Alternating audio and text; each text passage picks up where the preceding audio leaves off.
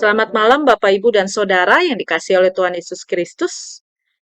Berjumpa kembali di dalam program Night Call GPIB. Saya Pendeta Vandalia Kristiana Tampu Bolan Herman, Pendeta Pelayanan Umum GPIB yang saat ini dipercayakan menjalankan tugas sebagai Kepala Biro Personalia GPIB. Hari ini kita bersyukur. Kita boleh melewati segala aktivitas kita sepanjang hari ini. Dan sebelum kita istirahat, kita boleh menyediakan waktu untuk disapa oleh kebenaran firman Tuhan. Mari kita siapkan hati, kita berdoa. Yesus Kristus, Sang Pengendali waktu kehidupan kami rindu untuk disapa oleh kebenaran firman-Mu, sehingga lewat sapaan firman-Mu, kami kembali boleh merasakan kekuatan, semangat, dan kami boleh menemukan kehendak Tuhan lewat setiap peristiwa-peristiwa kehidupan yang boleh kami lewati sepanjang hari ini, dan menjadi sebuah tuntunan bagi kami untuk mengetahui kehendak Tuhan selanjutnya yang harus kami lakukan esok hari. Berfirmanlah ya Tuhan, dan biarlah kuasa Roh Kudus-Mu yang memampukan kami memahaminya, dan memampukan hamba-Mu untuk menyampaikannya. Amin. Bapak, Ibu, dan Saudara yang dikasihi oleh Tuhan kita Yesus Kristus, pembacaan kita di malam hari ini tertulis di dalam surat 1 Petrus pasalnya yang kedua, ayatnya yang ke-21 sampai dengan ayat yang ke-25, demikian firman Tuhan. Sebab untuk itulah kamu dipanggil karena Kristus pun telah menderita untuk kamu dan telah meninggalkan teladan bagimu, supaya kamu mengikuti jejaknya. Ia tidak berbuat dosa, dan tipu tidak ada dalam mulutnya. Ketika ia dicaci maki, ia tidak membalas dengan mencaci maki. Ketika ia menderita, ia tidak mengancam. Tetapi ia menyerahkannya kepada Dia yang menghakimi dengan adil. Ia sendiri telah memikul dosa kita di dalam tubuhnya di kayu salib, supaya kita yang telah mati terhadap dosa hidup untuk kebenaran. Oleh bilur-bilurnya kamu telah sembuh.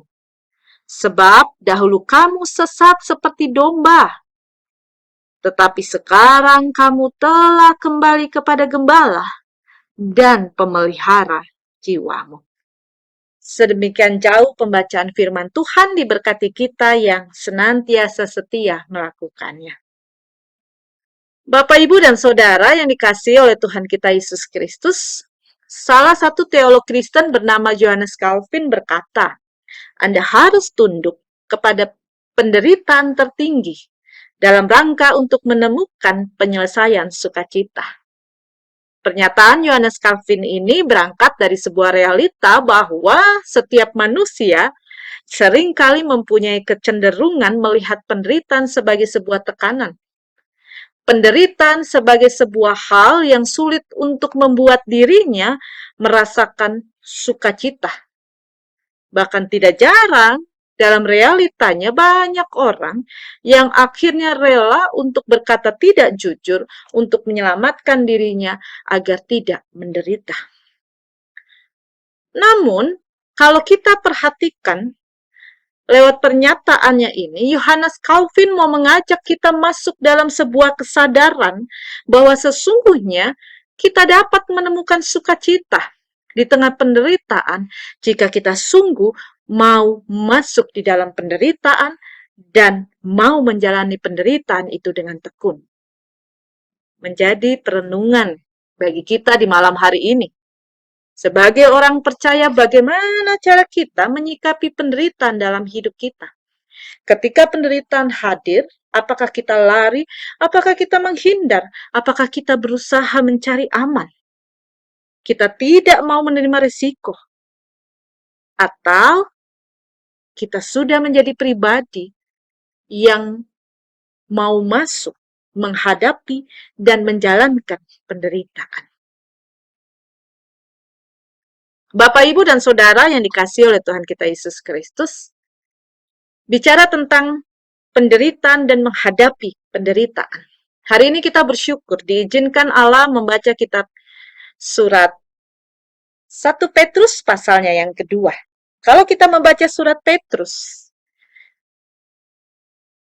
jika kita perhatikan pasal demi pasal pembacaan di dalam surat Petrus ini, di dalamnya berisi nasihat yang hendak memberikan kekuatan, memberikan semangat, dan memberikan motivasi bagi jemaat mula-mula yang saat itu sedang menghadapi penderitaan dan penganiayaan. Jemaat diajak untuk bisa menghadapi, menyikapi penderitaan, penganiayaan yang sedang dialaminya dengan belajar dari teladan Kristus dalam menghadapi penderitaan. Rasul Petrus dalam teks ini mengajak kita belajar langsung dari Kristus.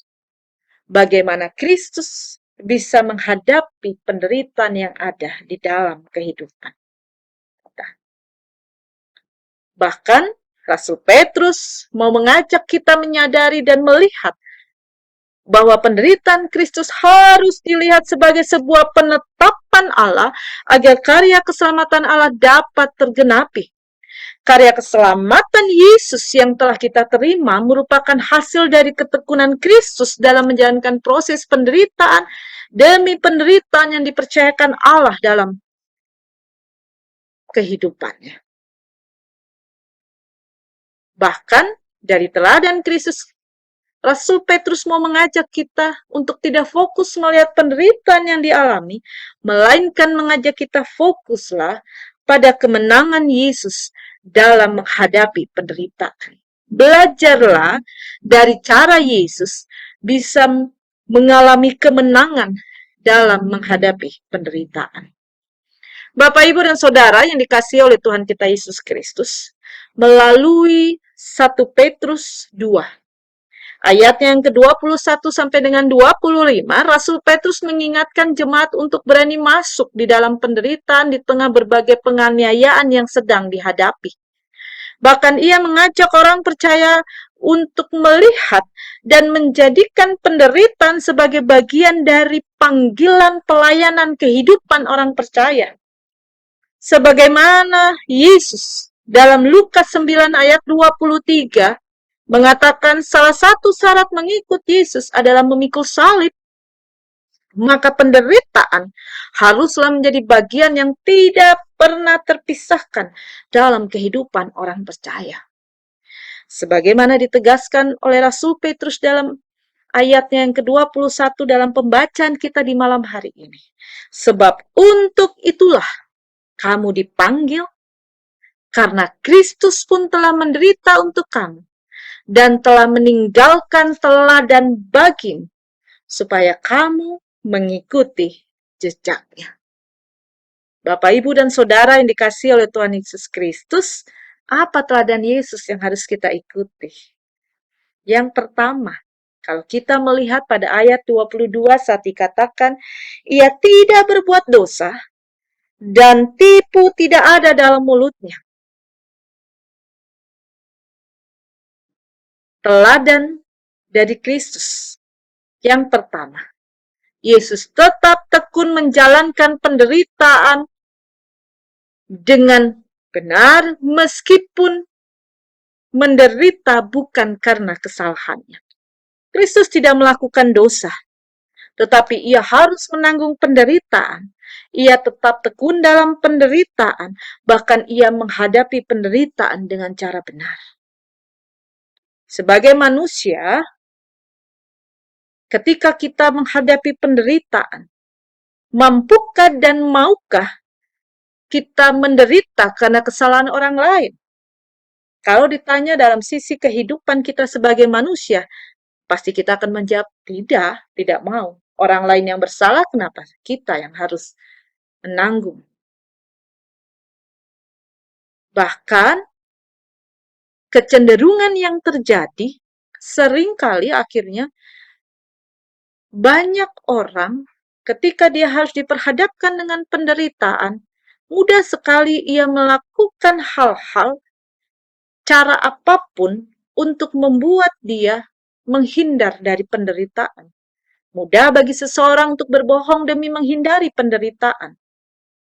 Bahkan bukan hal yang baru ketika kita mendengar ada beberapa orang mengingkari imannya kepada Kristus karena ia tidak mau menderita, karena ia tidak mau mengalami risiko penganiayaan. Tetapi berbeda dengan Kristus. Di malam hari ini kita belajar dari Kristus. Di tengah penderitaan yang harus dijalankan bukan karena kesalahannya, ia menjalankan penderitaan dalam ketekunan. Tipu daya tidak ada di mulutnya. Ia tidak melakukan kebohongan. Ia tetap menjalankan dalam ketekunan, meskipun ia tidak bersalah. Itulah yang pertama, teladan dari Kristus. Tetap tekun menjalankan penderitaan meskipun menderita. Bukan karena kesalahannya, menjalankan penderitaan dengan cara yang benar. Yang kedua, teladan dari Kristus kita belajar menjalankan penderitaan dengan sabar. Kalau kita lihat pada ayat ke-23, ketika ia dicaci maki, ia tidak membalas dengan caci maki. Ketika ia diancam, dia tidak membalas dengan mengancam. Ketika ia menderita, dia tidak membalas dengan mengancam. Kristus selalu mengendalikan perkataannya untuk tidak menyakiti orang lain. Ketika ia harus mengalami cacian, ia tidak membalasnya. Ketika ia harus menderita, dia tidak membalas dengan ancaman. Kalau kita berpikir dari sisi kemanusiaan kita, Kristus dengan kuasa yang ia miliki bisa saja ia melakukan tindakan peringatan hukuman terhadap orang-orang yang sudah menyiksanya. Tetapi kalau kita lihat di dalam Lukas pasal 23 ayat 34, dia justru memohon pengampunan kepada Allah untuk mereka yang sudah melakukan penganiayaan. Rahasia kemenangan Kristus ini menjadi sebuah teladan bagi kita, bahwa rahasia kemenangan Kristus ini terletak pada penyerahan diri Kristus kepada Allah secara total. Ketika dikatakan, tetapi ia menyerahkannya kepada Dia yang menghakimi dengan adil. Itulah kunci rahasia kemenangan Kristus, penyerahan diri secara total kepada Allah. Selanjutnya pada bagian yang terakhir ayat 24 dan ayat 25. Bagaimana di ayat 24 dan 25 kita diajak bahwa ia sendiri telah memikul dosa kita di dalam tubuhnya di kayu salib, supaya kita yang telah mati terhadap dosa, hidup untuk kebenaran. Di ayat 24 kita diingatkan bahwa Yesus sendiri yang telah menebus dosa kita, dan penebusannya itu membawa sebuah perubahan. Bagaimana kita diajak untuk benar-benar hidup dalam kebenaran. Ia bukan hanya memikul dosa-dosa kita, ia membawa kita masuk di dalam kebenaran. Bilur-bilur Kristus menyembuhkan kita, dan kesembuhan yang dihadirkan dalam kehidupan kita harus membawa kita pada sebuah kesadaran bahwa kita dipanggil untuk hidup dalam kebenaran, dengan hidup kembali di bawah tuntunan Gembala dan pemelihara jiwa kita, yaitu Yesus Kristus. Perikop kita ini diakhiri oleh Rasul Petrus dengan sebuah penegasan tentang makna dari karya keselamatan Kristus dalam kehidupan orang percaya, yaitu membawa orang percaya hidup dalam kebenaran, kembali berjalan di bawah tuntunan Kristus sebagai Sang Gembala dan pemelihara jiwa. Bapak, Ibu, dan Saudara yang dikasihi oleh Tuhan kita Yesus Kristus, Di malam hari ini, ketika kita akan beristirahat, setelah kita melewati berbagai aktivitas kehidupan sepanjang hari ini, kita kembali diingatkan. Yang pertama, penderitaan Kristus merupakan penetapan Allah agar semua manusia dapat merasakan karya keselamatan Allah dalam hidupnya. Dan ketika kita menyadari bahwa penderitaan Kristus merupakan penetapan Allah agar kita boleh menerima karya keselamatan Kristus, maka hal yang kedua yang harus kita sadari bahwa jadikan Kristus sebagai satu-satunya teladan bagi setiap orang percaya untuk bisa mengalami kemenangan di tengah penderitaan yang dihadapi.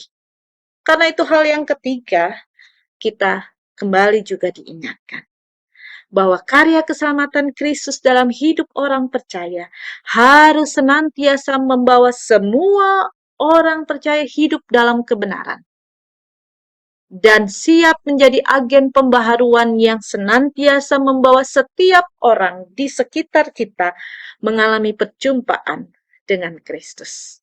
Bapak, Ibu, dan Saudara yang dikasihi oleh Tuhan kita Yesus Kristus, apakah saudara sedang berada dalam penderitaan? Apakah saudara sedang dalam tekanan berat? Hari ini kita bersyukur. Kita kembali diingatkan bahwa Kristus sudah terlebih dahulu menjalankan penderitaan itu. Tapi kita diajak untuk belajar melihat Kristus boleh mengalami kemenangan dari penderitaan karena penyerahan diri secara total kepada Allah.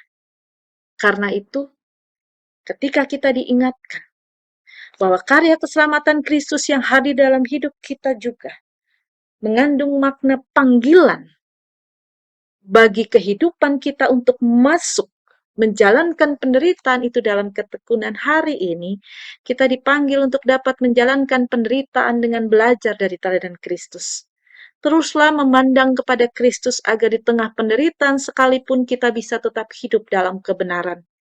Teruslah hidup dalam kebenaran agar kita bisa terus menjadi agen perubahan yang selalu membawa setiap orang mengalami perjumpaan dengan Kristus. Karena di dalam penderitaan sekalipun, hidup kita tetap mampu memancarkan sukacita bagi semua orang di sekitar kita. Teruslah berjuang menjadi jemaat misioner, yaitu jemaat yang mampu membawa setiap orang menyadari keberadaan dirinya yang dipanggil sebagai agen perubahan bersama Kristus yang dimanapun kita berada, selalu membawa perjumpaan dengan Kristus dengan orang-orang di sekitar kita. Tuhan Yesus memberkati. Amin. Mari kita berdoa. Kami bersyukur untuk cinta kasih Tuhan yang memimpin kami, yang boleh menyapa kami, menguatkan kami lewat surat Petrus ini. Ampuni dosa kami sadar bahwa di tengah berbagai penderitaan yang kami hadapi, seringkali kami belum sungguh-sungguh menghadapi, menyikapi dengan cara yang benar.